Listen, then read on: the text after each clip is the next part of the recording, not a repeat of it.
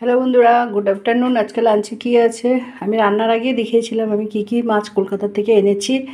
ঠিক আছে, এটা পরে ভিডিওটা ছাড়বো, এখনও ছাড়া হয়নি। আজকে দুপুরে লাঞ্চে কী আছে দেখো, ভাত করেছি।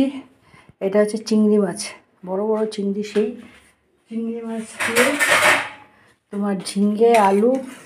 এ দেখো চিংড়িগুলো বেশ বড় বড়।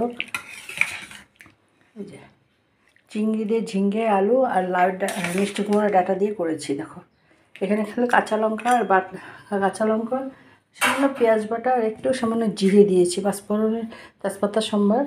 আর মাছটা আর সেটা ঝিঙ্গে আলু সব ভেজে নিয়েছি, পাঁচফোড়নের সম্বার দিয়ে মশলাটা দিয়ে কষিয়ে জল দিয়ে দিয়েছি। ফুটে ওঠার পরে তোমার সব সবজিগুলো আর কষিয়ে নিয়েছি। যখন ফুটে উঠেছে তখন সবজিগুলো আর ঝিঙ্গেটা চিংড়ি মাছগুলো সব দিয়ে যখন আরেকটু হয়ে গেছে তখন নামিয়ে নিয়েছি। আর এটা হচ্ছে তোমার পমফ্রেট মাছ।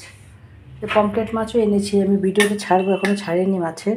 এটা বেগুন দিয়ে করেছি, একটু মাখা মাখা ঝোল করেছি। এটাতে কাঁচা লঙ্কা, একটু জিরে, একটু আদা আর পাঁচফোড়নের সম্বার, জিরের সম্বার দিয়েছি, জিরের সম্বার দিয়েছি। আর এটা একটু সামান্য সরষাও দিয়েছি। ঠিক আছে, মাছটাকে ভেজে তুলে নিয়েছি, বেগুনটাও ভেজে তুলে নিয়েছি।